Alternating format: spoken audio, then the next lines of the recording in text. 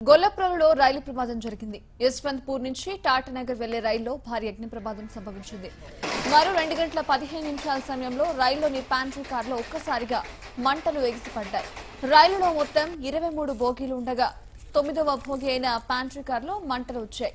వీటిని గుర్తించిన ప్రయాణికులు వెంటనే చైన్ లాగారు. ఆపై రైల్వే సిబ్బంది కూడా బోగీలను వేరు చేయడంతో పెను ప్రమాదం తప్పింది.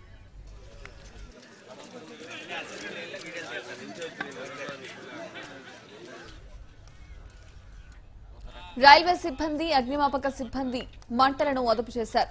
గాఢ నిద్రలో ఉన్న ప్రయాణికులంతా క్షేమంగా బయటపడ్డారు.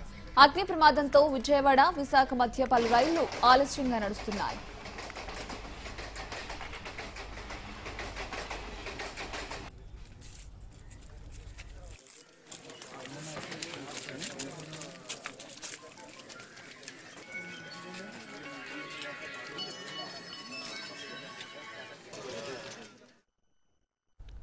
అసలు ప్రమాదం ఎలా జరిగింది, ప్రస్తుతం అక్కడ పరిస్థితికి సంబంధించి పూర్తి సమాచారం ఘటనా స్థలం నుంచి మా ప్రతినిధి దత్తు అందిస్తారు. తూర్పుగోదావరి జిల్లా గొల్లప్రోలు వద్ద యశ్వంత్పూర్ ఎక్స్ప్రెస్ కి పెను ప్రమాదం తప్పింది. ప్యాంటీ కారులో మంటలు చెలరేగడంతో రైల్వే సిబ్బంది, ప్రయాణికులు గుర్తించి చైన్ లాగి ట్రైన్ ఆపేయడం జరిగింది. ప్రస్తుతం అయితే కనుక ఏదైతే దగ్ధమైపోయిన ప్యాంటీ కార్ ఉందో ప్యాంటీ కార్ వద్ద ఉన్నాం. ఈ రాష్ట్ర ప్రభుత్వ సిబ్బంది, అలాగే రైల్వే ప్రొటెక్షన్ ఫోర్స్, అలాగే ఆర్పీఎఫ్ సిబ్బంది, స్థానికులు వీరంతా కూడా పెద్ద ఎత్తున కృషి చేసి పెను ప్రమాదాన్ని తప్పించారు. ప్రస్తుతం అయితే కనుక మన గవర్నమెంట్ పోలీసులు అందుబాటులో ఉన్నారు. సార్ చెప్పండి, ప్రమాదం ఎలా జరిగింది, మీకు ఎప్పుడు సమాచారం వచ్చింది, మీరు తీసుకున్న చర్యలు ఏమైనా ఉన్నాయి? తుని జీఆర్పీ సబ్ ఇన్స్పెక్టర్ అండి, అబ్దుల్ మారూఫ్ నా పేరు. రాత్రి 1:54 జరిగినట్టుగా మాకు తెలియజేశారండి.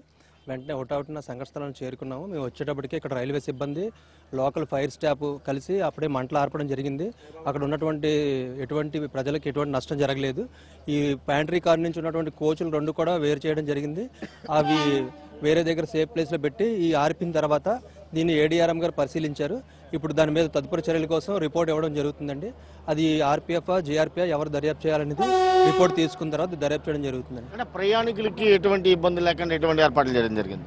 ప్రయాణికులకి అయితే ఎటువంటి ఇబ్బంది లేదు. వాళ్ళకి లోకల్గా ఉన్నటువంటి ధార్మిక సంస్థలు మార్నింగ్ టిఫిన్, బ్రేక్ఫాస్ట్ ఏర్పాటు చేయడం జరిగిందని చెప్పారు. వాళ్ళకి కూడా ఇప్పుడు సేఫ్గా పంపించడం జరిగింది. మిగతా ప్రయాణికులు ఎవరైతే లాస్ట్ ఒక కోచ్లో మిగిలిపోయిందో వాళ్ళని కూడా వేరే కోచ్లో ఎక్కించి వాళ్ళని పంపించడం జరిగిందండి. మొత్తానికి అయితే ఇది పరిస్థితి మనం చూడొచ్చు. ఈ యొక్క ప్రమాద కారణంగా మొత్తం విజయవాడ నుండి విశాఖపట్నం వెళ్లే రైళ్లన్నీ కూడా దాదాపు 6 గంటల పాటు ఆలస్యంగా నడుస్తున్నాయి. తెల్లవారుజామున 2:30-3 గంటల ప్రాంతంలో వెళ్లాల్సిన గోదావరి ఎక్స్ప్రెస్ కూడా 5 నిమిషాల క్రితం వెళ్ళడం జరిగింది. వీటిలన్నింటినీ కూడా సామర్లకోట, అలాగే రాజమండ్రి, అనపర్తి వంటి స్టేషన్లో నిలిపివేయడం జరిగింది. ప్రయాణికులు అయితే మాత్రం చాలా తీవ్ర అవస్థలు పడ్డారు. ప్రస్తుతం ఏదైతే ఈ యశ్వంత్పూర్కి ఎక్స్ప్రెస్కి ప్రమాదం జరగడంతో ఈ యొక్క డ్రైవర్ అప్రమత్తంగా, అలాగే గార్డు చాలా అప్రమత్తంగా, టీటీ చాలా అప్రమత్తంగా వ్యవహరించారని చెప్పొచ్చు. వెంటనే ఆ యొక్క బోగిల్ని డివైడ్ చేసి ఈ ప్యాంటీ కార్ని ఒక్కదాన్ని ఉంచి మిగతా బోగిల్ని ఎదరికి తీసుకెళ్లడం జరిగింది. ఏదైతే ప్రయాణికులు ఉన్నారో ప్రయాణికులకు సంబంధించి ఎటువంటి వారు సుదూర ప్రాంతాలు, అంటే టాటా వెళ్ళవలసిన వారు కావాల్సిందో, భువనేశ్వర్ వెళ్ళవలసిన వారు కావడంతో వారు చాలా దూరం నుంచి ప్రయాణం చేస్తుంటారు. వారికి ఆహార పదార్థాలు కావచ్చు, ఏదైతే ఆహార పదార్థాలు సప్లై చేసే ప్యాంటీ కార్ ఉందో ఆ కారుకే ప్రమాదం రావడంతో స్థానికుల సహకారంతో, స్వచ్ఛంద సంస్థల సహకారంతో వారందరికీ ఆహారం, మంచినీరు అందజేసామని చెప్పి ఈ యొక్క రైల్వే సిబ్బంది కావచ్చు, లేకపోతే జీఆర్పీ పోలీసులు చెప్తున్నారు. ప్రస్తుతం ఈ యశ్వంత్పూర్ ఎక్స్ప్రెస్ పక్కన ఉన్నటువంటి దగ్గర ఒక 8 కిలోమీటర్ల దూరం ఉన్నటువంటి రావికంపాడు స్టేషన్లో దాన్ని నిలిపివేయడం జరిగింది.